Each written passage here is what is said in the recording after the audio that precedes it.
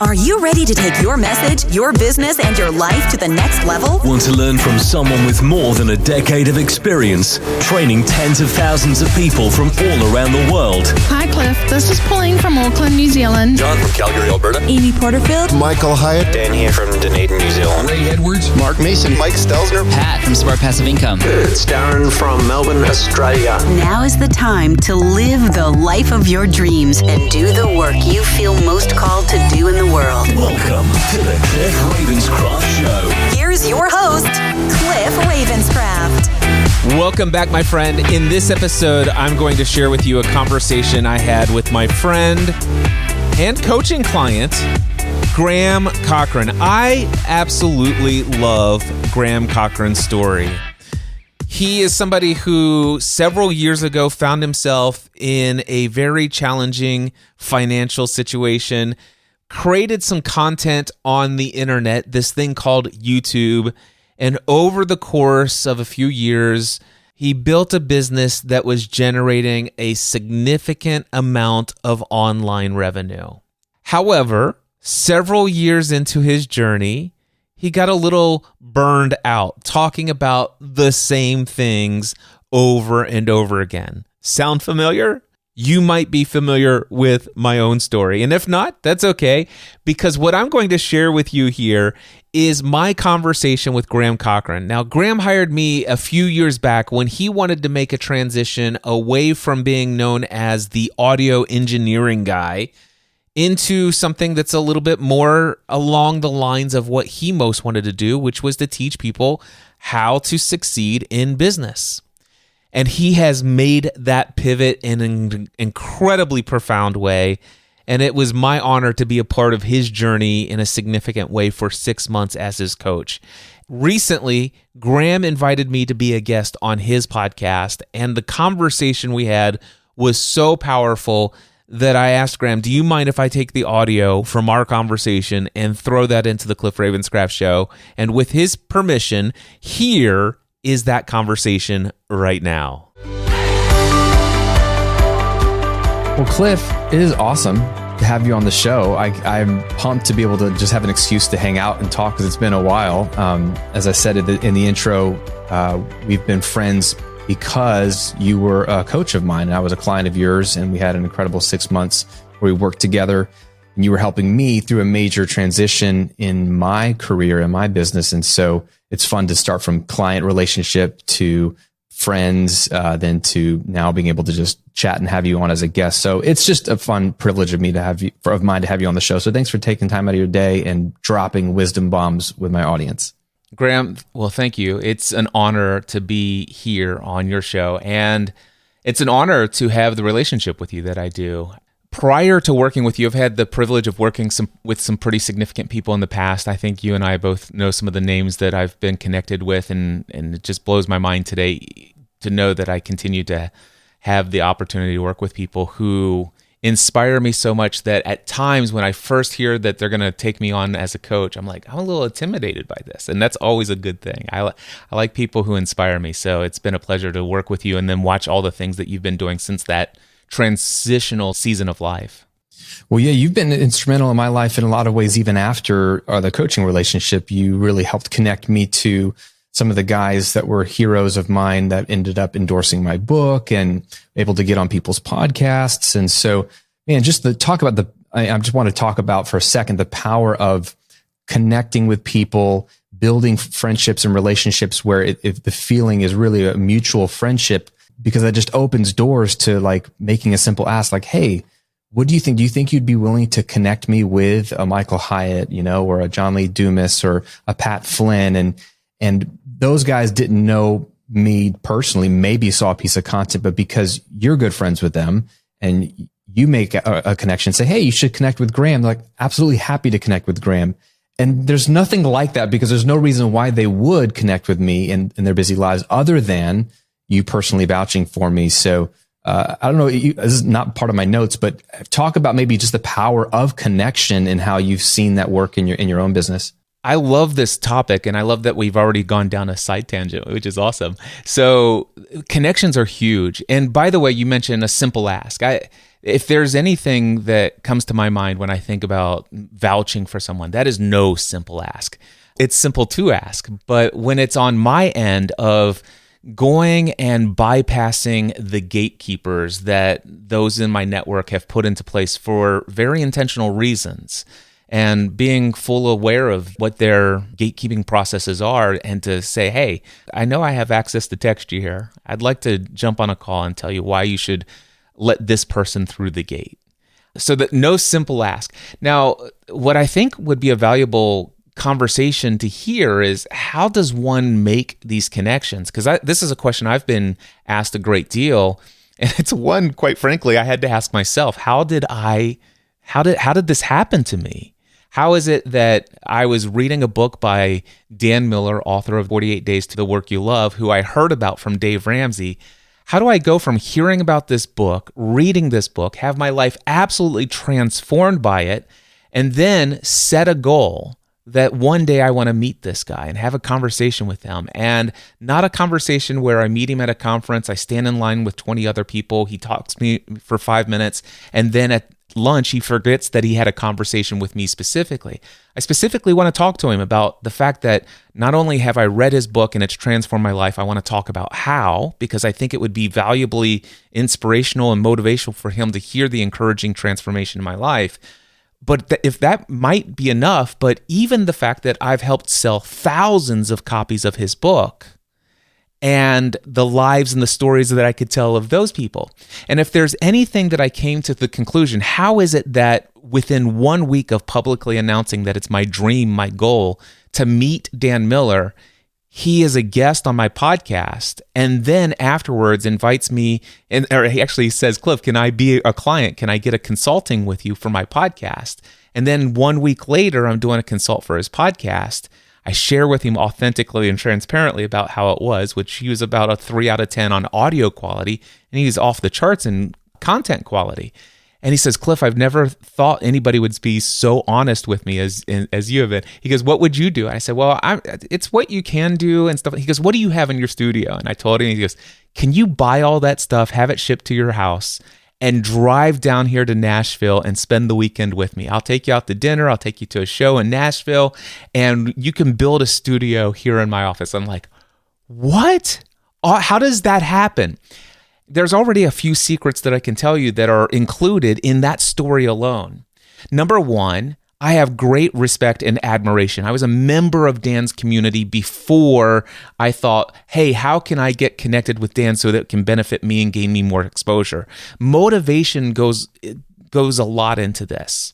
The other one is that I desperately felt that his message had transformed me, and there's a real deep connection, a resonance with who he is and who I am, and we really connect and resonate on a same level. And then the other thing is I was already, well before I set it as a goal and well before I interviewed him and had all these experiences, for many months I had been talking about my thoughts and the changes that are happening inside of me as a result of reading his book. I did I think 6 or 8 part podcast series of episodes on Cliff's notes on 48 Days to the Work You Love. And as a result of that, I'm responsible for more than 1,000, maybe several thousand sales of his book. And by the time I said to my community, hey guys, I found this 4-step formula for how to achieve any goal. It says that all I have to do is believe it's possible. Number 2, write it down, tell other people about it, and then work the plan as it becomes available. I'm going to test this. My goal is to meet Dan Miller. I mean it. I think it's possible. Number 2, I've written it down. I will meet Dan Miller, and it will look like this.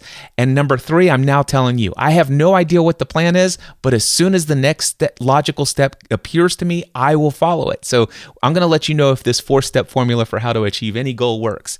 And within 45 minutes, Graham, of posting that, Andy Traub says, I just listened to your episode. By the way, I work with Dan on a bunch of projects. He's a huge fan of yours. He already knows all about you. People are telling him all the time that they hear about him because of his book, because you recommended it. He would love to connect with you. So Graham, I share all of that to say this, and then I'll just share one other thing. So then all of a sudden, Michael Hyatt, also New York Times bestselling author, is over at Dan's place and says to Dan, what's the number one thing that's moving the needle more than anything else in your business? Exponentially more. What's the number one thing? Dan said, bar none, it's my podcast, my audio podcast. And he says, really? And he said, yeah. He goes, so you think I should have a podcast? And he goes, yeah. He goes, I'll do some research. He goes, don't do some research. Seriously, just go and hire this guy. His name is Cliff Ravenscraft. If you want, I'll introduce you via email right here, right now. Within 1 week, I'm sitting in Franklin, Tennessee, in the living room of Michael Hyatt with a box of equipment, setting up a podcast studio. And then I'm invited to speak at every single one of his platform conferences. And then all of a sudden, all of these people, hundreds and hundreds, and then thousands of people are hearing about me for the very first time through Michael Hyatt. And that's where I'm meeting Amy Porterfield. That's where I'm meeting Pat Flynn. That's where I'm meeting all of these other people. And I could just go on and on. So if there's any secret to it is, number one, just be authentically who you are and recognize that if you're resonating with certain people, if it's meant to be, it's going to happen. And number two, make sure that you go into this not with what can I get out of this, but man, I just really I see that as I promote others, as the tide rises, all ships rise along. There's a lot more that could be said, but I don't think it's the main purpose of our conversation today. So I just wanted to share all of that. Yeah, I love that we started on a rabbit trail before the first question, but that's a great one because it's a powerful story. There's a lot of application there. What comes to mind is the courage even to announce publicly what your goal and intention was when you have a platform. And my students all are building or already have significant platforms. And so I don't know, my brain is very much by default, or I have grown up to be up until now, right? Someone who would like to have the plan all dialed in. And I'm not going to say something publicly until I know it's going to happen because I don't want to fail publicly or be embarrassed. And so I've over the years learned how to do what you just described, which is kind of for accountability, say, hey, here's what I'm trying to do. Here's one of my goals and dreams. The accountability piece is powerful. But what you described was, wow, the power of your own audience as a networking tool. You never know who's in your audience and you never know who's listening and who they work for or connected to. And if they're getting so much value out of your content every single week, the easiest thing they could do would be to give back is to, can I make a connection? Can I help you in some way? And they're happy to. I mean, these guys were like, I would love to connect you with Dan. And then that connection leads to another. So the interesting example for me recently, and I don't know exactly when this episode will air, but one of my goals for the last couple of years was to give a TEDx talk. Last year, I was doing an interview piece with CNBC, and I started to mention as often as I could that I want to get into more public speaking. And I told some people I'd love to give a TEDx talk, but I did this piece with CNBC, and I mentioned at the end, they asked like, hey, what's the future hold for your brand? What are you excited about? And I said, I really want to get on more stages and I want to do more public speaking. And that's something I'm really excited about. A guy who works for a company called Thought Leader, which helps people land TEDx talks, just sees the video on CNBC and it's kind of like, oh, this is a cool story. And at the end, his ears perk up because he helps get people, onto stages with TEDx. He's like, hey, this guy wants to do public speaking. So he Instagram messages me, hey, this is random, not trying to sell you, but this is what I do. You mentioned this if you're interested. And I was like, Thought Leader, I'm on that email list. Like I've seen Taylor Conroy's ads. Like I'm literally on that email list and it's like piling up all the emails to come to your webinar to like learn about your program. And I just haven't been doing it, but it was like the kick in the pants of like, all right, I'll take the call. He tells me about the program. I signed up. I've been working with this group and I've been applying TEDx talks, coming up with my idea. And just last week I got accepted to give a TEDx talk, which will be happening this spring. So it was like, it's a great idea if it's in your head, but when you start to publicly put it out there in the world, there's people that are out there that can help you. I couldn't do this on my own and needed some help, but they don't know you need help until you say, hey, this is a goal I have. And then you'll be surprised who shows up to help you. Yeah. There's something powerful about telling others. In fact, interestingly enough, Michael Hyatt, which is a huge mentor and friend of mine, teaches that you shouldn't tell people publicly about what your goals are. And he refers to, ironically, a TED Talk by some guy named Derek Sivers or somebody like that, who says that when you tell other people about your goal, you automatically get the rush of emotional excitement and completion by just telling people, and therefore some of the emotional motivation is gone. And I can understand that intellectually, but experientially, I found the opposite to be true. I find that exactly what you are just saying, Graham, is that when I tell others about it, it's the other people oftentimes are the people who have the next piece to the puzzle or multiple different pieces of the puzzle. And those are things that I may not have come across on my own, or at least not in the timely manner that I did. And so I find that I'm more than happy to fail publicly and fall down on my face miserably at times if that means that each time I put out my goals publicly, I'm more likely to get more of what I want in life. And so I don't get everything I want in life. And I do fail in front of people. I've set many goals and I fail. And the thing is that failure at first was incredibly painful. But I got to tell you, I'm thrilled that I went through it because I've learned this thing called resiliency. And it's what helped me understand it. It's like, wow, I give too much of my own power that is my own to other people when I farm out to others reasons for me to feel good about myself. Ooh. Yeah, say that again. So my power is to feel good about myself without any reason whatsoever. I don't need a reason to feel good inside. Point blank. I'll just stop right there. I do not need any reason to feel good, to feel peace, to feel love, to feel joy. I don't need a certain dollar amount in my bank account. I don't need to be debt-free. I don't need any external circumstance. And certainly, I do not need people to be happy with me. I do not need people to live up to my expectations. I do not need people to fulfill their commitments that they've agreed to do whatever they said they were going to do. I don't need anybody to do anything as a reason for me to feel good. And so what I found was when I was afraid of failing in front of others, I was afraid that people might not hire me. Well, I don't need people to hire me for me to feel good in life or for me to succeed. There are other ways for me to generate income. There's all sorts of other things I could do.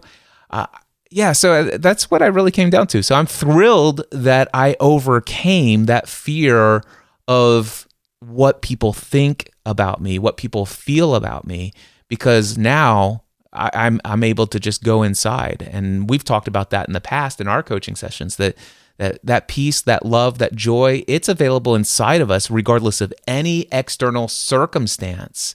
And once I have that, then I'm free to go do whatever I want, not because I feel like I lack anything, but it's out of the abundance of that peace and joy to know that really nothing's really going to harm me.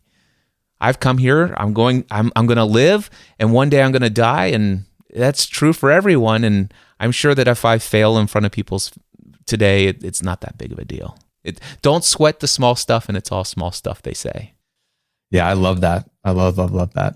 So let's talk about that a little bit, because you touched on your story a little bit of how you and we don't have to get into all the details. I know people can go check it all out. You've been doing podcasting. You're like the godfather of podcasting, and not just only doing it for fun, but coaching some of the biggest names in the podcasting world into how to have a podcast, both from the technical side and content. And so that's kind of where you made your name, and you were literally the podcast answer man. So you have this brand that's very specifically to the podcasting world. You're the expert on podcasting. You have a huge client base, and then a very high profile client base. Everyone's like, you've got Dan Miller telling Michael Hyatt, you should hire this guy, Cliff, for the podcasting thing. And then you pivoted to mindset coaching. You do one-on-one coaching like you did with me. You have your masterminds. You help people, entrepreneurs and high performers break through limiting beliefs and change their mindsets to have more success and abundance and joy and peace and all these things, the reasons like why I hired you. That's a very specific pivot. Can you talk us through why that pivot? What was it scary to make that pivot to go from like, I'm known as the podcast guy to I'm going to do mindset coaching, and what did that transition look like for you? It was definitely scary when I first had the thought of it. The reason for it is I was getting quite frustrated with what I had been doing for the last 10 to 12 years. First 2 years as a hobby, but then 10 years as a full-time self-employed business owner. What happened was people were coming to me for strategy. They're like, hey, I want to launch a podcast. I want to build this size of an audience. I want to generate this kind of money. I want to build a side income so I can leave my day job. I want to, all of this stuff. They had the dreams of what they want to do. And what they needed in their mind was strategy. I just need to know the step-by-step technical aspects of exactly how to launch this podcast. I had that. I could give it to them in a heartbeat. Then there were, I need the strategies and the techniques for frequency of content, how to communicate, how to get rid of these certain things. So they want tools, techniques, strategies, formulas, frameworks. All of this under the umbrella of strategy. And what I found is most people came to me for strategy. And this was, quite frankly, got me to the place where I was making about $500,000 a year, selling people the strategy that they were looking for. The problem that I had was that that's not really what I feel is the most valuable thing that I have to offer the world, is not strategy. Strategy, you can find that in a Google search. I mean, most of the things people were paying me $2,000 for my 4-week podcasting A to Z course, they could get free on YouTube.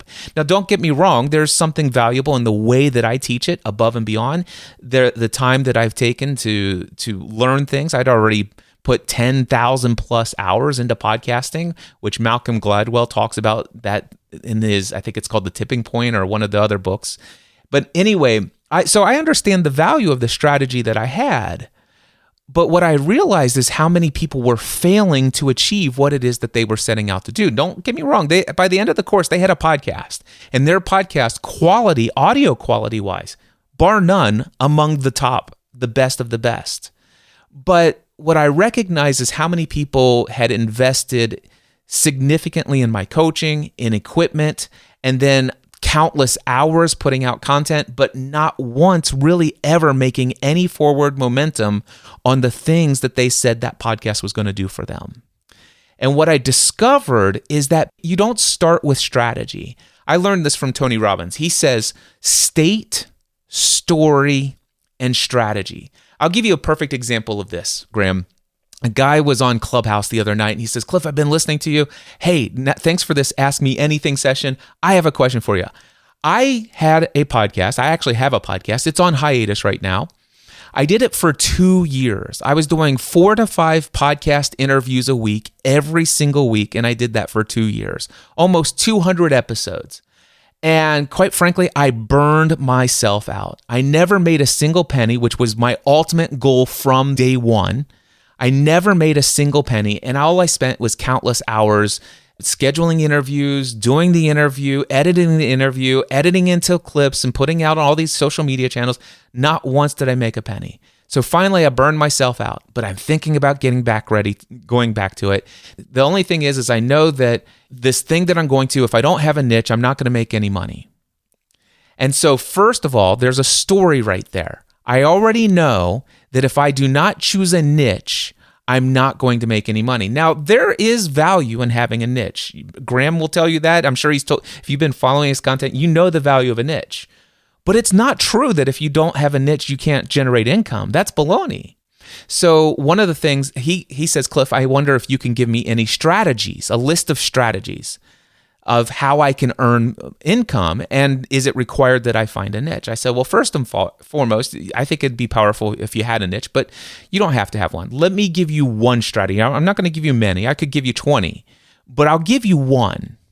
And so I talked to him about affiliate income, and I told him to go to cj.com. I told him to go to shareasale.com, sign up for an account with both of those two services. You've got access to hundreds, if not thousands, of companies you can represent. You can get approved right away, and you can make your first $200 to $500 within the next 30 to 60 days, easy, with a broad audience. I did this back when I did entertainment-based podcasts around television shows. So he heard all of that, and I gave him step-by-step instructions, the whole thing. And this was what he said right afterwards. Yeah, That sounds like a whole lot of work. That's just another thing I'm going to put on the list of things that I need to study and research. And so what I want you to hear is there's no way, I just gave him a guaranteed, there is no way that you could not make $500 if you did all of the things that I just said. But the thing is he has no ability to do that because of the story he's telling himself. That's just another thing I have to learn. There's too many things for me to learn. I'm overwhelmed by all that there is to learn. There's too many other things that are more important than spending time reading all the stuff that Cliff just told me about. And I already know my story is that if I don't have a niche, I'm not going to make any income. And all of that, his story is coming from his state. I'm not worthy. I'm not good enough. I don't have what it takes. He's got a low level of consciousness. He sits down in a negative mindset. And so if you don't first start with your state, you have to get out of that negative mindset. You've got to get into a mindset of anything's possible. I have the courage. I will take the time to learn. So if you get into a positive state, then the story will be, wow, I don't have a niche, but I have a desire and a commitment to generate income. And I need at least one thing that I can study. Wow, Cliff, thank you for sharing this with me. This sounds like it's a lot to learn, but I'm committed to learning this. In fact, I'm going to spend at least 2 to 5 hours a week for the next 4 weeks mastering the skill of affiliate income. Thank you. See, that's a different story. The strategy is the same. But if you don't have the right story in your mind, the right narrative, the way that you're thinking about it, then you'll never do the strategy. You can't get to the right story or the right narrative without the right state of being, the right emotional state, the right level of consciousness. And so this is what I found with so many people who were hiring me. They're paying. I came up with a building an online business workshop. People would travel to my home studio here and I would teach them how to do this. I said, I've got an 11-step formula for how to build a successful, profitable online business. By the way, step number 8 is create content. And what happened was the reason why I wanted to make the transition out of Podcast Answer Man to Mindset Answer Man is because people were hiring me because they want to create a new life, but they're starting with step 8. And we got to go all the way back and find out, who am I? Why am I here? What do I want? What do I believe? What are my values? What is my mission? What is my purpose? What is possible? Let's start here and build from that foundation.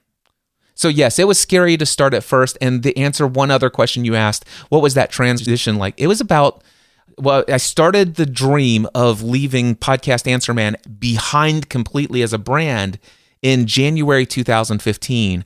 I did not actually do my final session, or I wrapped up my final session of Podcasting A to Z in November 2017. So about 2 years and 11, almost 3 years is the transition period.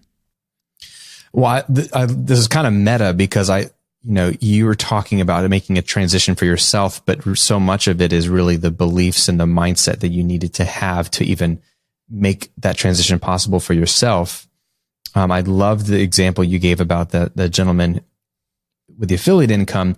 Talk about, this is what's interesting, right? You've got some people are going to already be hanging on every word. They're like, yes, this is exactly what I need, Cliff. Like, I believe you. It starts with my mindset, my beliefs, the story I tell myself. And so they're already like, this is powerful. Then there's others that are like, I'm sure there's something there, but I just need the right strategy. So maybe in a sort of meta way, you don't have to necessarily teach it, but like maybe in sharing how you practically went from Podcast Answer Man to Mindset Answer Man, what mindset did you have to make that shift? And then what were the strategies that worked for you? Because I know you were able to replace your income pretty quickly with like maybe 90 days or so. Like you were able, once you made that shift, like, because income replacement, I think for anyone who's pivoting from one brand to another is the biggest fear. Like they might have the desire, like I'm burned out like I was teaching, recording music. I've been doing this for a decade. I don't want to do this forever. But the fear is how long will it take me? And is it even possible to replace that income so I can talk about the things I want to talk about? So what did that transition look like during those couple of years when you made the shift and talk about mindset, talk about strategy?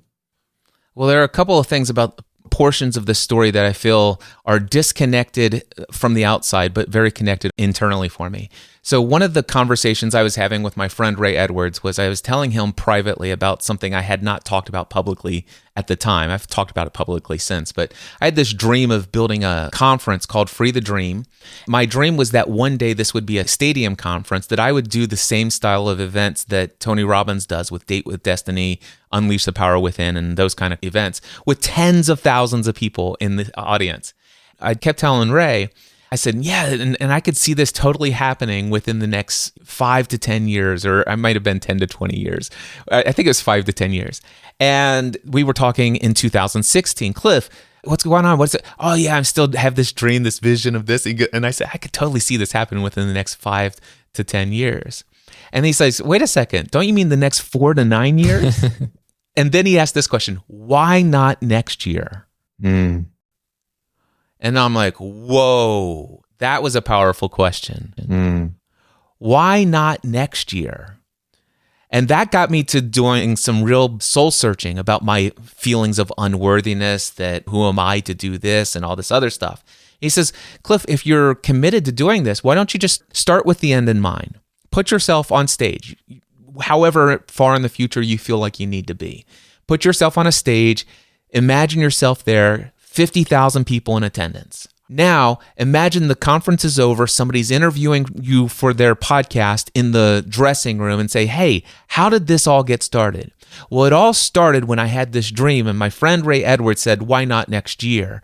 And so what I decided is like, okay, I probably shouldn't go straight into hundreds of thousands of dollars in debt to put on a stadium event. Why don't I start with an in-person event, hosting it in my studio, which is in my home that I built with a 1,200 square foot office and workshop space for the purpose of doing live events? Why don't I invite people into that and see if people will travel to my hometown in northern Kentucky, just outside of Cincinnati?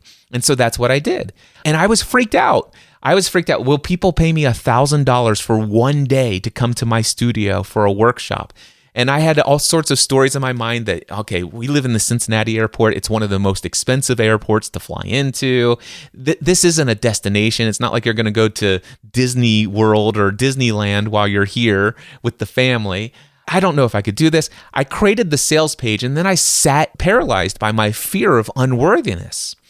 And then I texted my friend Ray Edwards. I said, hey, do you have time for a pep talk? He says, sure. And he's like, Cliff, people pay you $5,000. Just send the email. So I sent the email. I had 8 people pay $1,000 for my first workshop. They came, and about 3 weeks after they left, I then sent them the survey. I said, listen, I wanted to wait until everything wore off, all the warm and fuzzies. I want to know your real results. What have you done since you have left? What have you experienced? And will you rate each of my sessions? And by the way, you paid $1,000. Knowing what you know about this, how much would you have paid if I charged? $1,000, $1,499, or $2,000? 7 of them said I would have paid $2,000. 1 of them said $1,499. So then I did my next workshop for $2,000 for everyone, and I sold it out at 12. And then I sold out another one at 12. And then I had to get another table so I could fit 14 people because 2 more people wanted to budge their way into the workshop. And then I offered a $7,500 option for anybody who wanted to come to the workshop for a day and a half and spend a whole extra 8 hours of mentoring the next day. And that sold out every time. So now I'm making $24,000 to $35,000 each weekend that I'm hosting one of these workshops. That started to tell me, okay, people will hire me for something beyond podcasting, which, by the way, on the sales page, it's like, listen, if you don't have a podcast, that's even better. And by the way, if you do have a podcast, we will not be discussing podcast. That term will not come up. If you want to come here to pick my brain about podcasting, just stay home, because I don't want to talk about that. We're talking about mindset and we're talking about business. I love that story. First of all, everyone should go check out Ray's stuff too. He's a brilliant guy, copywriter, and How to Write Copy That Sells is a fantastic book, and he's just a great human being. I love Ray's challenge to you though. Why not next year? And there's a variation of that. And I know Rich Litvin, who you turned me on to a couple of years ago, I've always heard him say like, well, why not now? You know, when someone's talking about their dream, well, why not now? And it's a great mental exercise of it forces you to come up with an answer. Well, why not now? And there might not really actually be an answer, or there might be an answer, but at least gets you to think. So I love that challenge he gave you. It speaks to having someone in your world that can ask you challenging questions, whether it's a coach or a peer who's along the journey with you. I love that. And then I love how you have this big dream of the Free the Dream conference, which you ended up doing the conference, but like even like the ultimate version of it, you had that, but you still took action on a version of it that you could go now with. What's the fastest way I could do a version of this? And I know some people get stuck with that sort of, I guess they call it the extreme reach barrier, where it's like, well, I can't, have a 50,000 person event, so I guess I won't do it. And then they don't do anything. But you were like, well, I could get a few people over. And then you tested everything. Could I charge more? Could I offer multiple versions and tiers? It's all that sort of price elasticity. It's just all an experiment. And you had the creativity to see it as that. Like you're building something and trying something out. And the tangible benefits were more income. You're proving concept that you can do this business. And then I'm sure then the confidence and the I believe I can do this factor has only raised even higher now, and which allows you to snowball this thing into actually doing a live event, which you did, and then completely building this whole other brand, which you have. So I love that story. Can you just maybe speak to someone's thinking, oh, that's great. I need to do something like that. But what is a common mindset where people get stuck without taking that first step of at least an iterative version of what they want to do? Where do you see in your clientele that people get stuck that they wouldn't do what you just did?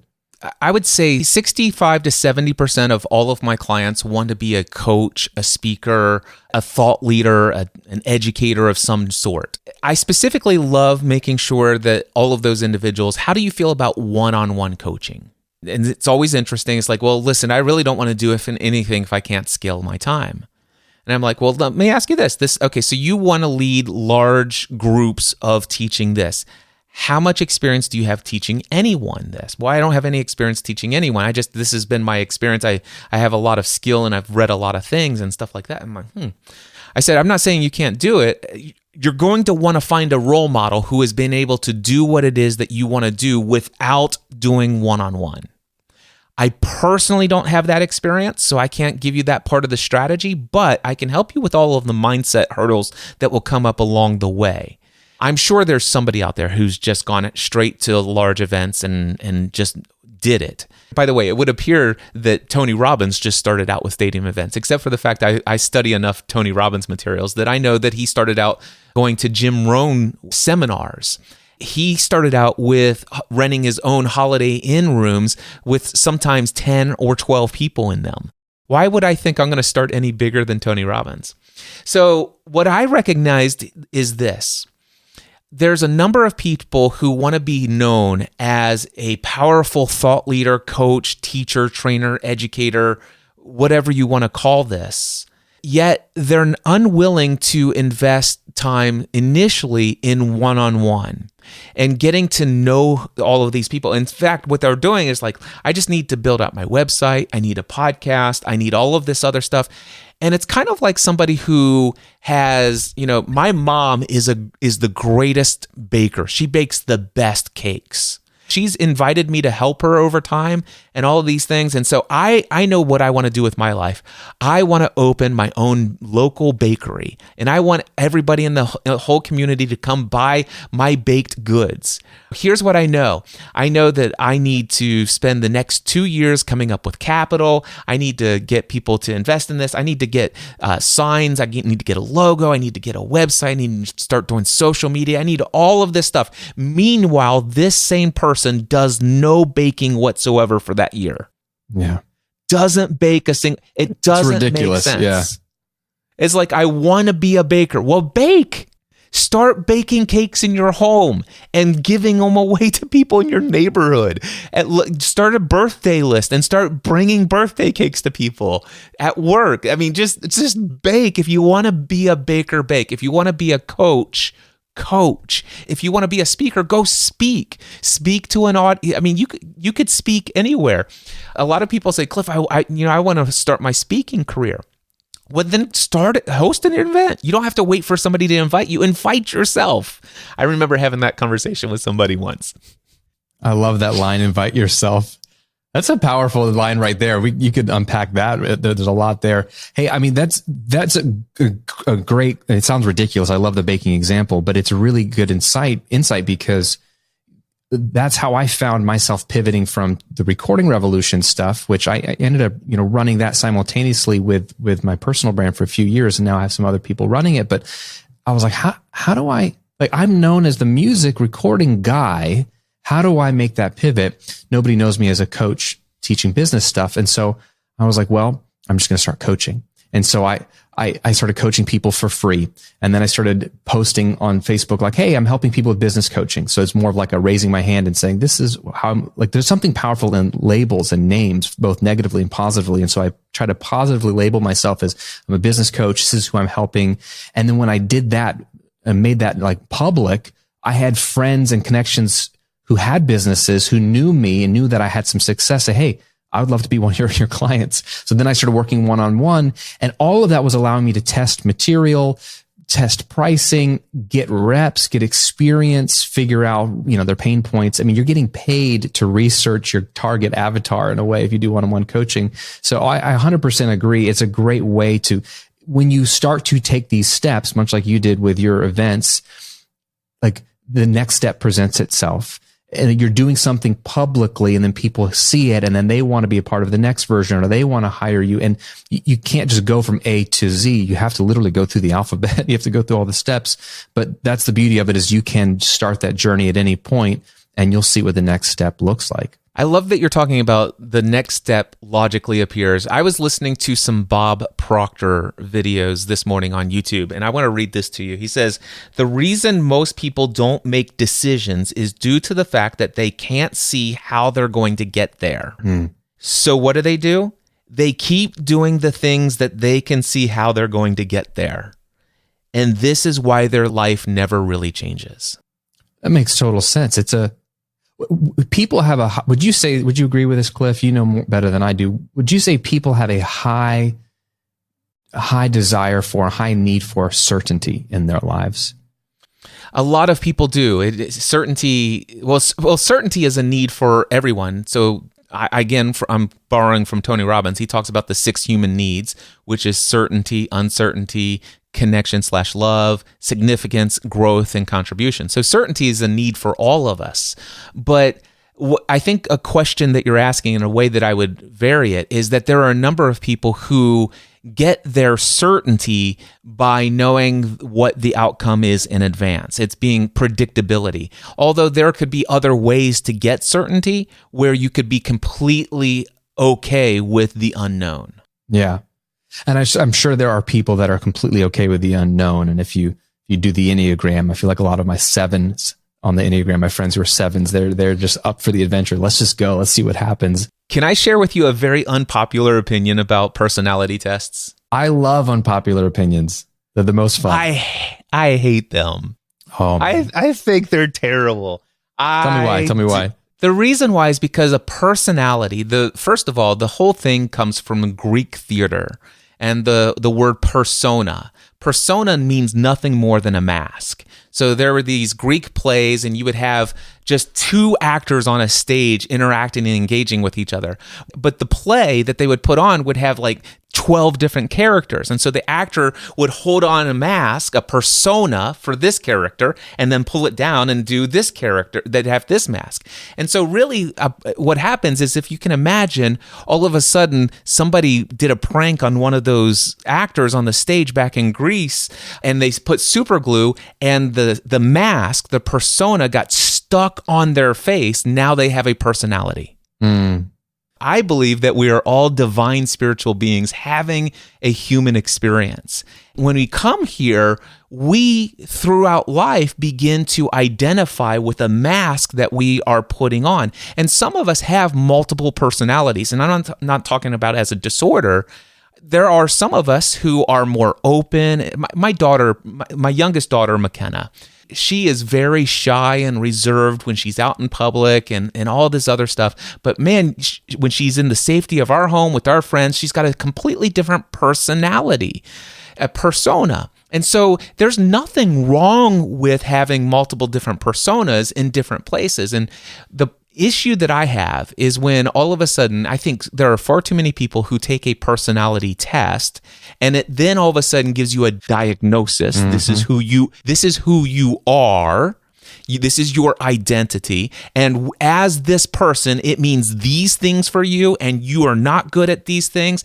And all of a sudden, I just feel like that I've learned enough about clinical hypnotherapy and the power of suggestion that these things become self-fulfilling prophecies. I have not done an Enneagram test. I don't know what number I am, but I've done a number of other tests, the DISC and the Briggs-Myers and all this other stuff. And I've read those and I'm like, I've taken things on those where I said, this is one of your weaknesses. Well, of course, it's one of my weaknesses because the questions you had led me to this and it's currently a weakness. But there are things that I would have answered years ago in that thing. I wouldn't answer that today because today I've changed my persona. I've taken that mask off. I've grown. I've expanded. I've evolved. I'm a new person all the time. And so my concern with personality tests is that people will get a diagnosis and they'll wear it for too long. Yeah, I think that you just nailed it there. I think we probably have personas that serve us in certain seasons of life. Maybe they came out of desperation or a need, and so it was a protective mechanism, but you don't need that mask anymore. And if you identify with it too tightly, then you're missing the who's behind the mask versus the mask that you wore to get through a tough season, maybe. This is why so many people suffer. It's like, listen, I'm a mother, and then all of a sudden a child dies unexpectedly. Well, who am I now? I'm a husband. My wife has left me. Who am I now? I've been with the police force for the last 30 years. Well, now I'm retired. Who am I now? You are none of those things. Those are all personas. Those are all different roles that you are playing on the stage of life. And we all have the opportunity to audition for new roles. I love that. I think it's a great segue. I know I have so many more questions. We got to wrap this up. But people can hopefully see what I love about you, Cliff. You always inspire me and help me to think bigger and with so much positivity and what's possible. And it's infectious, right? You want to be around people that show you what's possible. But you probably have a lot of ways you could answer this. But one segment we have on the show is called the Golden Rule segment. And you've got kids, so this will be easy for you to apply. But the idea is simple. You train up your kids in the way they should go. You teach them everything. You want to infuse all your advice and wisdom in their life so that their life will be as good as it possibly can. But imagine they forget everything you ever taught them except for one piece of advice or one framework or one thought or idea. What would that idea be that you would like them to remember if they forgot everything else?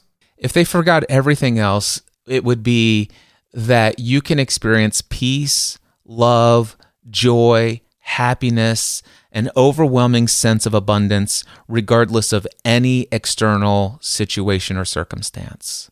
I love that. It's almost a challenge too, because if that's in the back of their mind and they're feeling that they don't have those things in light of this, if they remembered what my dad taught me, then okay, how could I have peace, love, joy, abundance, even in a circumstance? And that answer is there to everyone. Yeah, if they will ask. I love that. Beautiful. That's a perfect golden rule. Well, hey, this has been incredible, Cliff. Where can people connect with you? I know you've gotten a free training that kind of unpacks some of these powerful thought patterns and mindsets to give people a taste of what you do. Where can we send them to dive in more with your stuff? I would love to encourage people to go to mindsetanswerman.com/free. If you go there, you will get the opening keynote address to my free The Dream Conference. It's titled All Beliefs Have Consequences. What you'll discover there is what is a belief. And quite frankly, I was in my 40s before I ever had a working definition of what a belief was. Prior to that, I thought that a belief was just something that's true, and it's something that is ingrained within me, and it's a belief. And no, a belief is nothing more than a thought that you have that you feel certain is true. There's an emotional attachment to that thought.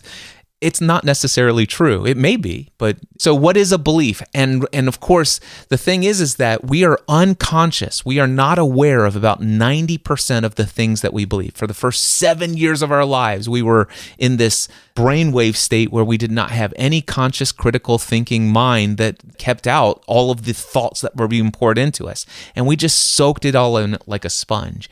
And so many things that people said to us is just rummaging around. And when we're experiencing a triggering event out there in our world, it triggers inside of us automated responses. We don't even know what's going on. All of a sudden, we're feeling great. We get an email, we read a couple of words, a couple of letters on a screen, and now all of a sudden there's cortisol coursing through our vein and we're anxious and worried. And so our state has changed. And so if you can understand the power of belief, so you'll learn what a belief is, where did you get your beliefs, how to discern whether the belief is true, how to eliminate beliefs, how to condition new beliefs, and how to create change in your life that will last forever. All of this in one 60-minute video you can get for free over at mindsetanswerman.com/free. I love it. So if you've gotten the bug after this conversation, my friend, then go check out Cliff's keynote here. All beliefs have consequences. I think it'll really bless you. I think it'll get you to think differently, and it could literally change your life. It just takes one moment in time, one pressing question or idea or shift to completely change your life. And so I think it has the power to do that. Cliff, it's been a joy to be able to just have an excuse to talk to you and soak up your wisdom. Thanks for sharing so generously with my audience. And I'm excited for all that God's doing in your world. And I can hope we continue to stay connected. I've appreciated all your help over the years, and your not only just help, but this is one thing I really appreciate about you. And I wanted to say this publicly is you've been like a cheerleader for me, and you've been so supportive of me and have spoken life over me and have said things that help me be reminded of what you believe in me. And it's just been such a gift. So I wanted to say that. Thank you publicly here. You've been such a gift to me, my man. Thank you. And likewise, brother, I really appreciate you, our friendship. There's no doubt in my mind our paths were divinely inspired to cross, and I'm so thankful to do this journey of life with a friend like you in my life. So thank you. Thanks, Cliff. Appreciate you, brother. Well, I hope you enjoyed that episode with Cliff. I always get so much out of my conversations with him. He always challenges my thinking in a good way, and hopefully he provoked your thinking as well. As he mentioned, make sure to check out the free challenging training that I think will unlock a lot of things for you called All Beliefs Have Consequences that Cliff has put together. It's free. Just go to mindsetanswerman.com/free. If you're watching on YouTube, we'll link to that resource that he offered below in the description and get a little bit more of a taste of how Cliff coaches and thinks and teaches. I think you're going to get a ton out of it. Well, there you go. That was my conversation with Graham Cochrane. And if you gained value out of that conversation, I got something I want to share with you, something very special. You know, being an entrepreneur can be incredibly rewarding, but it also can be challenging. And trust me, I know. I have experienced the challenges. And I actually work with lots of entrepreneurs who experience the ups and the downs of the entrepreneurial journey. I know that at times we can seem to feel stuck, overwhelmed, unsure of what is the right next step to take. And maybe you've been struggling to maintain your current level of success with the ever-changing landscape of what's going on in the world today. Maybe you're unsure of what it would take to scale your business to the next level. When you're working alone, it's difficult to figure out what is the right strategy that's going to work for you. But here's the good news. You don't have to do this alone. I'd like to invite you to join the Next Level Mastermind. This is a small group of like-minded entrepreneurs who are all committed to achieving their dreams through a business that makes a powerful and positive impact in the lives of others. This is more than just one of those online communities. This is a place where you will receive expert coaching, insightful feedback, and the support you need to overcome any and every obstacle on your entrepreneurial journey. Imagine having a group of people who understand your struggles, who will celebrate your wins and victories, and will provide real, actionable advice that can instantly help you move forward. That's what the Next Level Mastermind is all about. I've been hosting this every single week since November 2017. There are members who have been in this group for 5 years and some of them going on their 6th year. If you are ready to take your entrepreneurial journey to the next level, I encourage you to join us. Head over to nextlevelmastermind.info. That's not .com, it's .info. Again, that's nextlevelmastermind.info. Link will be in the show notes as well. And apply today. And until next time, I encourage you to take everything you do to the next level. Mindset Answer Man.